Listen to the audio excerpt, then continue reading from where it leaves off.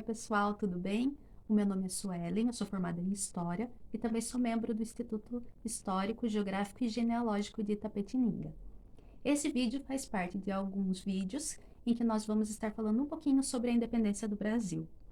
Na minha parte, eu vou falar um pouquinho sobre a relação do Império com a escravidão, que é uma relação muito importante nessa época. É muito interessante a gente notar que o Brasil foi um dos únicos países no continente americano em que a abolição da escravidão não aconteceu juntamente com a independência. O historiador Eric Hobsbawm chama de a Era das Revoluções o período entre o final do século XVIII até a metade do século XIX. Nesse período, as ideias liberais e também as organizações populares fizeram com que existissem várias revoluções e várias independências nas Américas, em especial nas colônias espanholas. Junto com as independências, vieram sempre as abolições da escravidão, porque não fazia muito sentido que se continuasse tendo escravos em países que eram independentes e que tinham um conceito de liberdade, apesar dos conceitos de liberdade serem muito diferentes naquela época.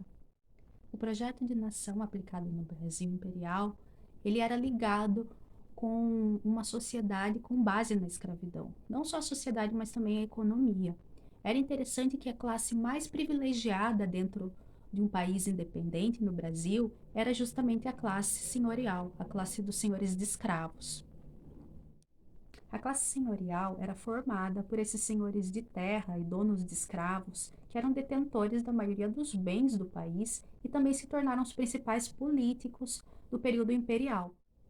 Os principais lucros do império vinham da exportação de matéria-prima. Essa matéria-prima obtida através do trabalho de mão de obra africana e afrodescendente escravizada. É muito interessante nós pensarmos que muitos dos avanços que aconteceram na época do Império foram por causa daquilo que fez com que o Brasil lucrasse. E é interessante pensar também que os lucros que o governo brasileiro obtinha vinham não só da mão de obra escravizada, mas também do tráfico negreiro, que trazia muito lucro para o Estado brasileiro.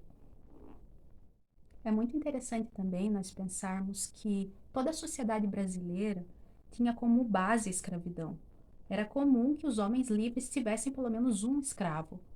Então, não é uma coincidência muito grande que a República tenha sido proclamada exatamente um ano após a abolição da escravidão.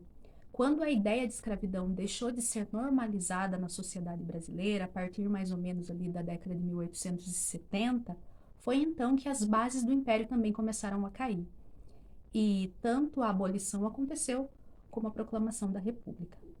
Eu gostaria de agradecer quem está assistindo esse vídeo e lembrar que os estudos sobre independência são muito importantes porque mostram quem o nosso país foi e quem o nosso país é hoje.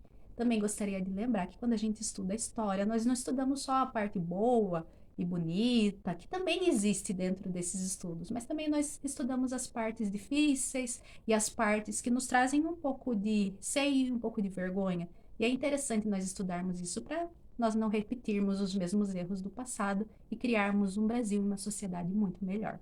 Muito obrigada.